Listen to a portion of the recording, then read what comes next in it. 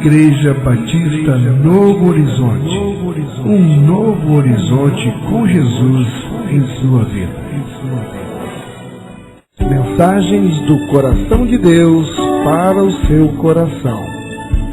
Momentos com Jesus.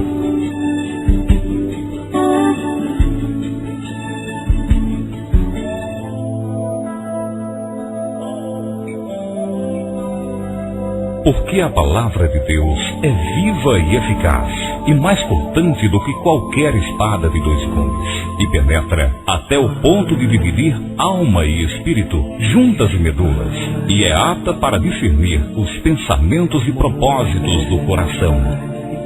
Vamos ouvir agora a mensagem da Bíblia.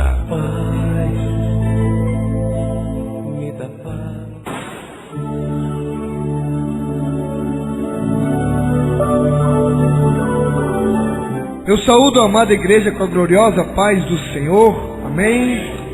Vamos à mensagem da Bíblia. O abandono do primeiro amor.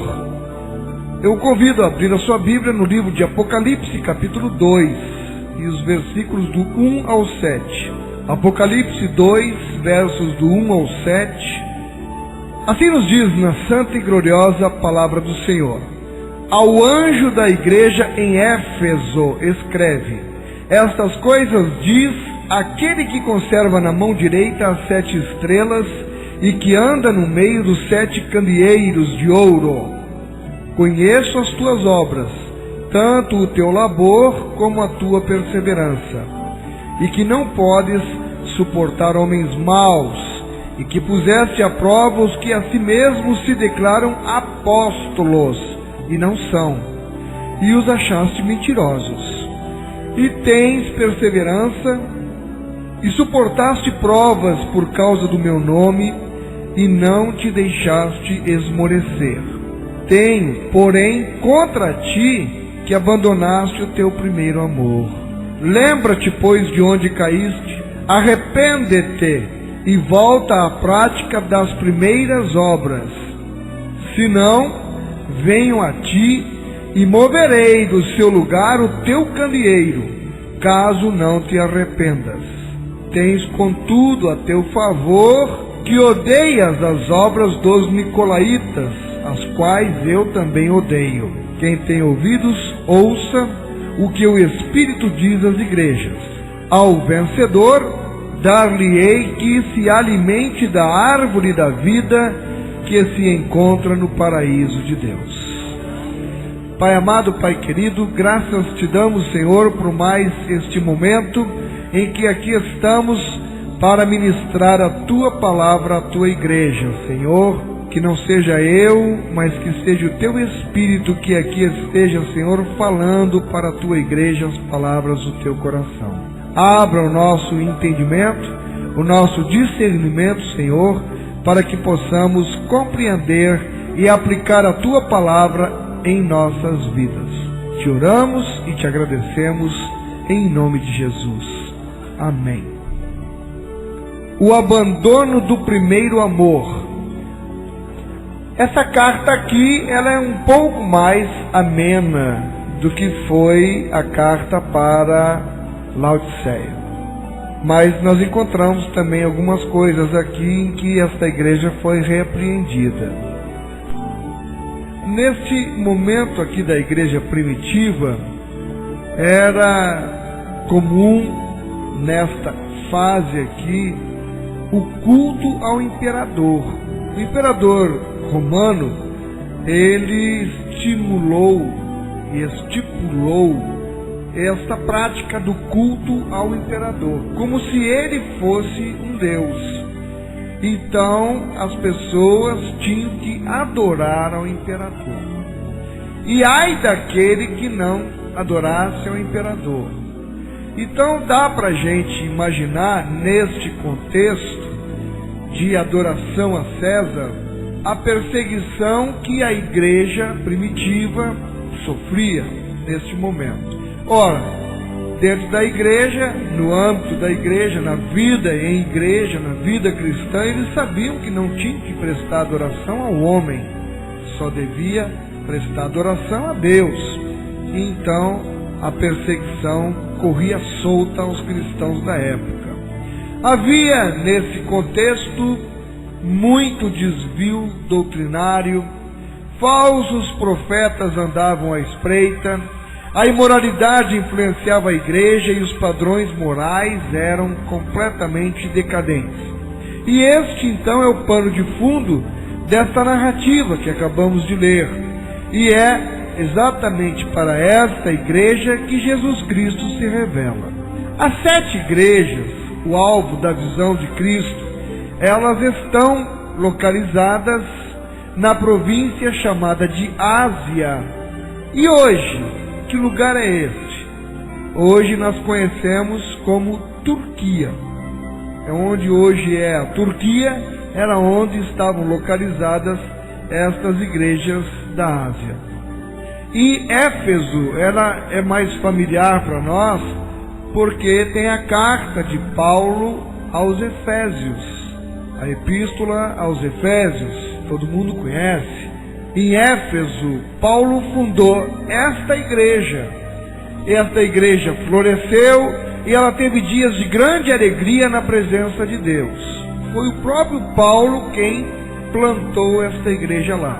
E esta igreja de Éfeso, ela é citada como sendo exemplo em vários aspectos. Não poderia ser diferente, porque o próprio apóstolo Paulo, como eu disse, ele levou 3 dos anos de seu ministério ensinando e formando a igreja em Éfeso. A igreja em Éfeso, ela é citada por Jesus aqui nesta carta, através de João, que estava preso na ilha de Pátimos, como uma igreja vigorosa, como uma igreja viva, como uma igreja trabalhadora, como uma igreja, até um certo momento, zelosa para com a palavra. E os milagres principais que Deus operou através do apóstolo Paulo foram registrados no seu ministério exatamente aqui, em Éfeso. Ao chegar naquela cidade, Paulo encontrou discípulos que não conheciam o mover do Espírito Santo. Orou por eles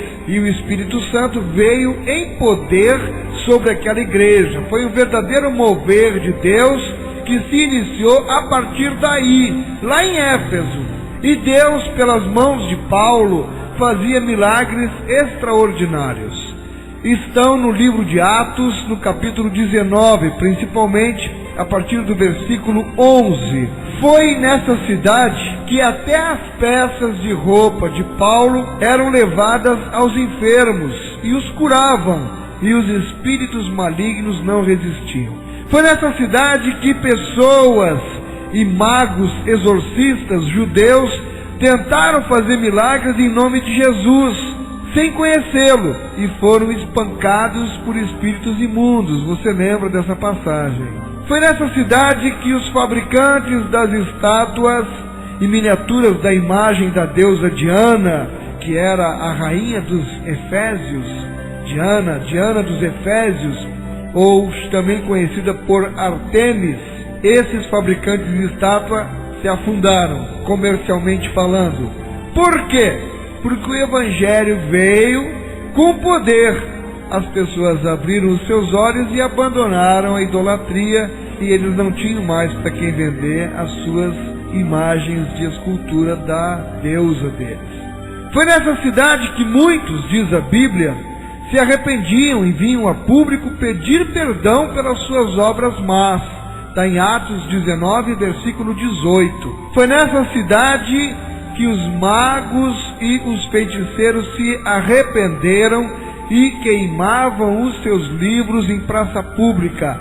E a Bíblia nos diz em Atos 19, que eram livros caríssimos, mas eles se arrependeram, juntaram tudo e queimaram pelo poder da propagação do Evangelho naquele lugar. Nessa cidade, então, a palavra de Deus crescia poderosamente. E a carta que nós lemos nesta noite, ela foi enviada por Jesus, como todas as outras. Para quem? Ao anjo da igreja, o pastor. E nos chama muito a atenção, porque quando Deus se dirige, Ele se dirige ao pastor. Ele manda uma mensagem, um recado, uma orientação através do anjo da igreja, para que o anjo da igreja seja o seu profeta, seja o portador para a igreja daquilo que Deus está querendo falar com a igreja. Quando Deus fala com a igreja, Ele fala primeiro com o pastor. Por isso que é o padrão. Todas as cartas às 7 igrejas eram endereçadas ao anjo da igreja. Quem é o redator? Qual a identificação do redator da carta? É Jesus Cristo. O livro do Apocalipse vai mostrar Cristo em pessoa. Cristo que se revela às 7 igrejas perseguidas e necessitadas, mas é também o mesmo Cristo que se apresenta a nós hoje, a igreja hoje, da mesma forma atacada por influências malignas, da mesma forma perseguida, enquanto igreja arauto da verdade de Deus e contra toda a mentira do mundo. Na realidade, a mensagem às 7 igrejas da Ásia podem ser consideradas como sendo o que Cristo pensa da sua igreja. E Ele revela os pormenores. Ele entra nos detalhes, Ele se mostra conhecedor de cada minúcia de sua vida e atuação.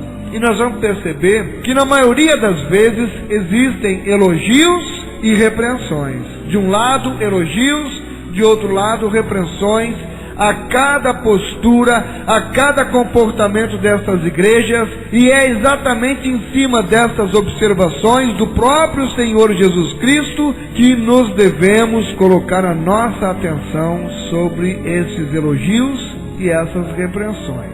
Esta é uma carta viva em nossas vidas.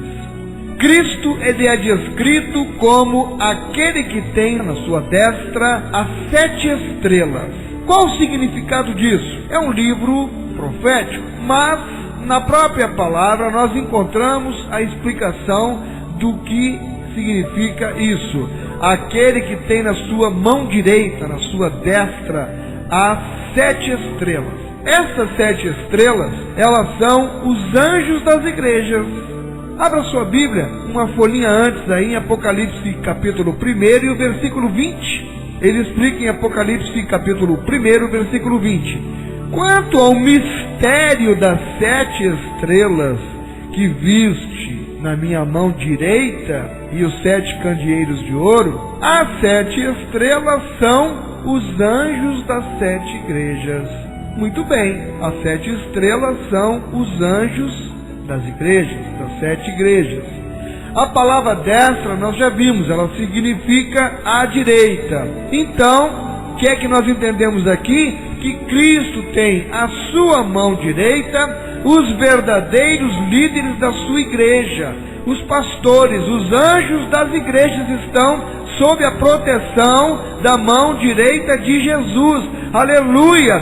E isto significa proteção, isso significa o cuidado, isso significa amparo, significa a direção que Jesus Cristo dá, aleluia, aos anjos das suas igrejas, aos verdadeiros líderes.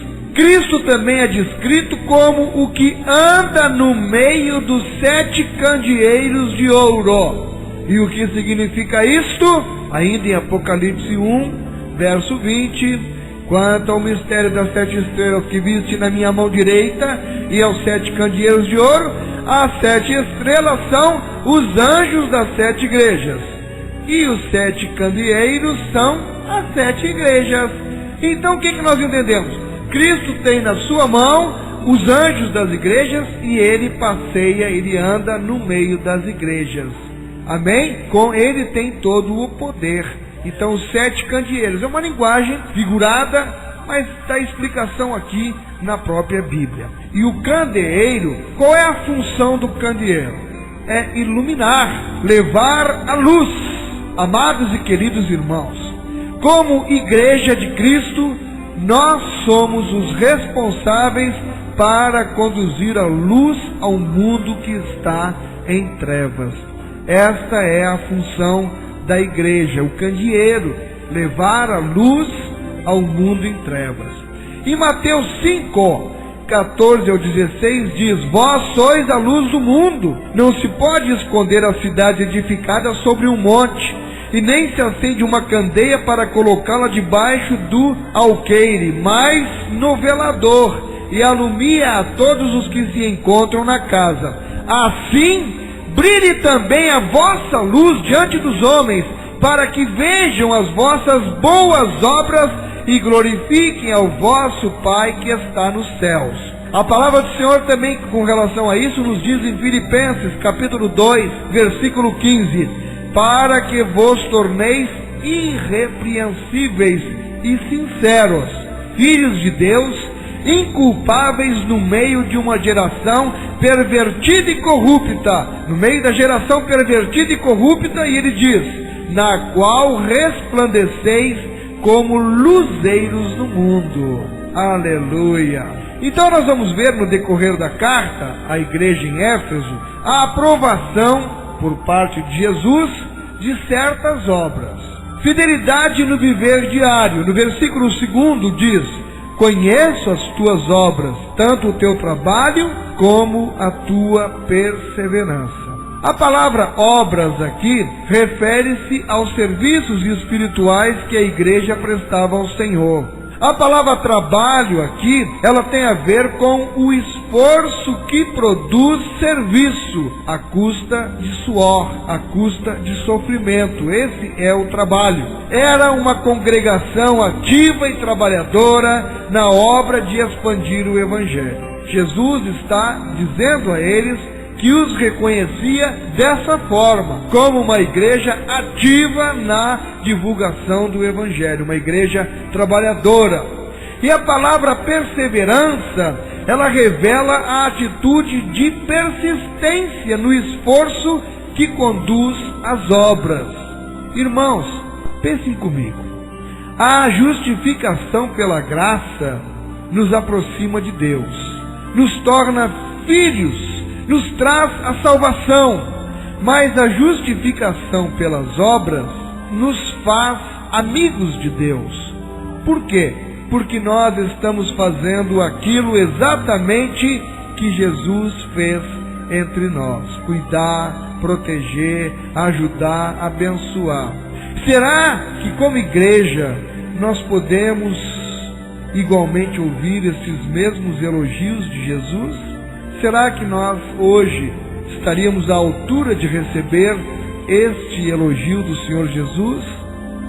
Mas essa fantástica igreja em Éfeso, ela não recebeu elogios apenas pelas suas obras.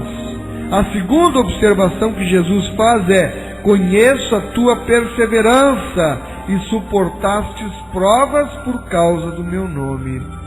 Quantas provas nós precisamos suportar por causa do nome de Jesus? Mas ele reconhece, ele diz: eu reconheço a tua perseverança. Depois de muitos anos da morte de Paulo, os cristãos ainda eram odiados e eram perseguidos aqui em Éfeso. Eles eram desprezados em público, eles eram menosprezados na vida pública, eles eram caluniados na sua vida privada. Muitos encontravam dificuldades nos seus negócios por afirmar a fé cristã, e eles eram preteridos e perdiam compradores. Outros, por sua vez, não podiam comprar, porque não lhes vendiam produtos por eles serem cristãos. Quem não aderisse à adoração ao imperador e a Diana, eles eram boicotados. E a violência chegava aos extremos, e a discriminação era total. Esta era a realidade da igreja em Éfeso. Mas no meio dessa realidade totalmente contrária, totalmente adversa, eles eram uma igreja persistente e fiel até um certo momento. Nossos irmãos de Éfeso, eles viviam a maior perseguição talvez conhecida sobre a igreja cristã em todos os tempos. E isso não foi o suficiente para durante algum tempo esfriar a sua fé, pois parece que isso acontece conosco. É exatamente sobre as dificuldades que a nossa fé cresce. Eu não posso deixar de me lembrar da música Rompendo em Fé. Cada vez que a minha fé é provada, tu me dás a chance de crescer um pouco mais. Foi assim que eles cresceram. Debaixo da perseguição, eles encontravam força em Cristo para superar as adversidades e mantinham a união no meio da perseguição. No versículo 2, Jesus mostra para João e para nós, que conhece a perseverança da igreja de Éfeso. Eu quero lhe dizer, amado ouvinte da palavra de Deus, que quando alguém disser para você que está tudo perdido, que você chegou ao final da linha, venha para perto de Jesus. Olhe a atitude do povo de Deus nesse livro sagrado. Veja os exemplos das pessoas que perseveraram e levante-se com um novo ânimo para a sua vida, porque Ele disse que estaria, e está e estará conosco até os confins da terra e até o final dos séculos. E Ele prometeu e Ele cumpre. Eu sinto a presença de Jesus todos os momentos da minha vida. Feliz daquele que pode reconhecer o Senhor em todos os seus caminhos. A mensagem do Evangelho nunca foi uma mensagem barata e vulgar. Ele sempre nos diz que nós precisamos perseverar. Tome a sua cruz a cada dia. A cada dia, e negue-se a si mesmo. A obra de Deus em nossas vidas, ela não se dá com facilidade. Quiséramos nós que fosse, mas tem um preço. Nós somos passíveis de fraquezas, somos passíveis de desesperança, de desânimo, de angústias, de decepções, mas eu quero lhe dizer que exatamente da perseverança é que nasce a esperança e ressurgem as forças. Romanos 5, do 3 ao 4. E não somente isto, mas também nos gloriamos nas próprias tribulações, sabendo que a tribulação produz perseverança, e a perseverança, experiência, e a experiência, esperança. Por isso nós nos gloriamos nas tribulações. A semente que caiu na terra, disse Jesus, frutificou, mas com perseverança. Irmãos, todo o êxito é fruto da perseverança. O vigor da igreja em Éfeso estava nesta característica tão fundamental às nossas vidas. O vigor da igreja em Éfeso incluía perseverar diante de todo o quadro contrário que eles enfrentavam. Por isso eu lhes digo, nós precisamos perseverar. Talvez eu esteja falando aqui para alguma pessoa específica. Talvez, quem sabe, você tenha vindo hoje para cá, você tenha entrado aqui neste lugar com toda dificuldade, pensando em desistir de tudo, mas você veio ao lugar certo. E é por isso que Deus está aqui neste momento lhe dizendo, não desista, eu estou com você. Irmãos, Éfeso é uma igreja que nos ensina a perseverar. Eles tinham fidelidade doutrinária, no verso 2, não pode suportar homens maus. Veja também o versículo 6, odeias as obras dos nicolaítas, que eu também odeio, disse Jesus. A palavra nicolaítas, ela vem do grego nikolaite, significa destruição de pessoas. Estes nicolaítas, ou destruidores de vidas, eles tinham conquistado já algum espaço lá em Éfeso, eles haviam chegado lá, proclamados serem apóstolos, porém aquela igreja os provou. Aquela igreja não só os provou, como revelou-os como falsos mestres e os reprovou. Aquela igreja não aceitou aqueles falsos apóstolos. Éfeso, apesar de toda a visitação de falsos profetas, de falsos apóstolos, nunca deixou durante um certo tempo a doutrina de Cristo. Os cristãos de Éfeso ouviram e depois discerniram os espíritos de engano permeado por aqueles falsos pregadores. Rejeitaram o falso ensino, puseram à prova, checaram, confrontaram com a sã doutrina apostólica e rejeitaram por não haver unidade no ensino, por estar distante da vontade, por estar distante do discurso de Jesus Cristo e dos apóstolos. E é por isso que Jesus elogia a atitude dos efésios e diz: vocês rejeitaram os nicolaítas, vocês odeiam as suas práticas, como eu também os odeio. Jesus, ele está do lado daqueles que odeia os falsos apóstolos, que rejeita os falsos ensinos. E como está cheio de falso apóstolo, como está cheio de falsa doutrina por aí. E muitos fazem vistas grossas, fecham os olhos para esses falsos ensinos por mero comodismo, para não querer se incomodar. Os efésios não fizeram isso. Eles rejeitaram os falsos apóstolos.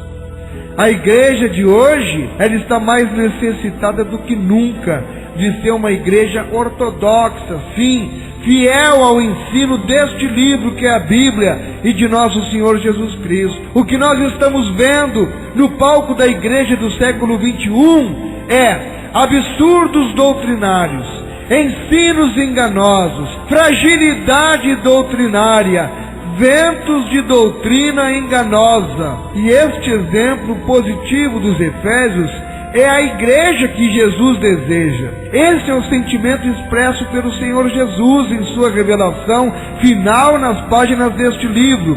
Ele disse: quem tem ouvidos para ouvir, que ouça, diz o Senhor. Irmãos, eu animo vocês a serem rigorosos nos seus critérios doutrinários. Não creiam em nada antes que seja convencido pela palavra. Não aceite nada antes que esteja claro e convincente, discernido e mastigado pelo rigor exigido pelo próprio Senhor Jesus. Éfeso. Será que nós estamos diante, então, de uma igreja perfeita? Será que nós estamos diante de um modelo para nós? De um modelo, sim, até certo ponto da vida deles. Mas de uma igreja perfeita, não. Eu dizia hoje para a Adalmira que a igreja perfeita não existe aqui na terra. A igreja perfeita será aquela que vai ser arrebatada pelo Senhor Jesus.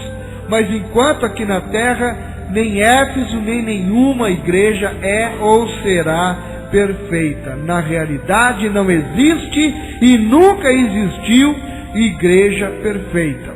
Existem aquelas igrejas que buscam com sinceridade se aproximar mais e mais da vontade do Pai. E a igreja de Éfeso recebe elogios do Senhor, mas também recebe uma forte e direta repreensão, uma reprovação. No verso 4, Jesus disse para aquela igreja: tenho, porém, contra ti que deixaste o primeiro amor. A igreja, ela tinha andado bem até um certo ponto. Todavia, ela não estava mais conservando aquele amor caloroso e fervoroso a Deus que caracterizara as suas primeiras experiências na vida cristã. Eles abandonaram o primeiro amor.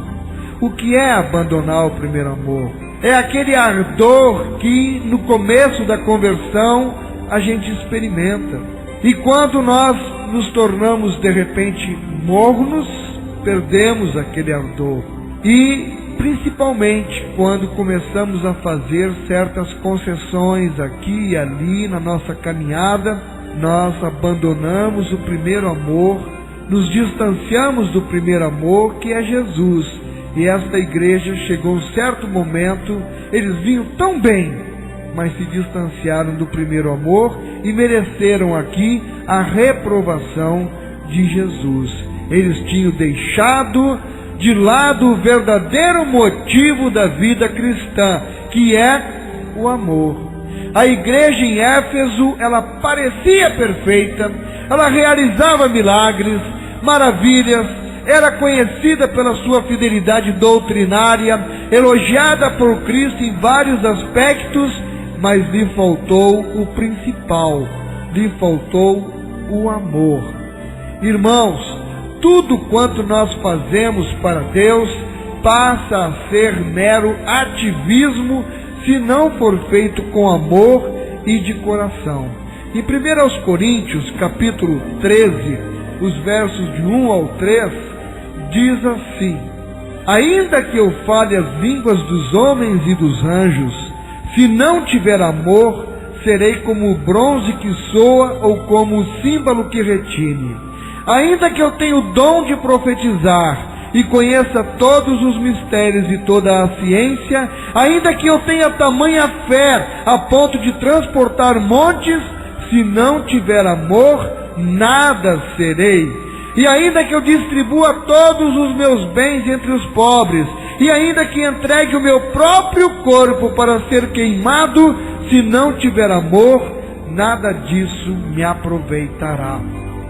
E Jesus dá um conselho no verso 5 de Apocalipse, capítulo 2.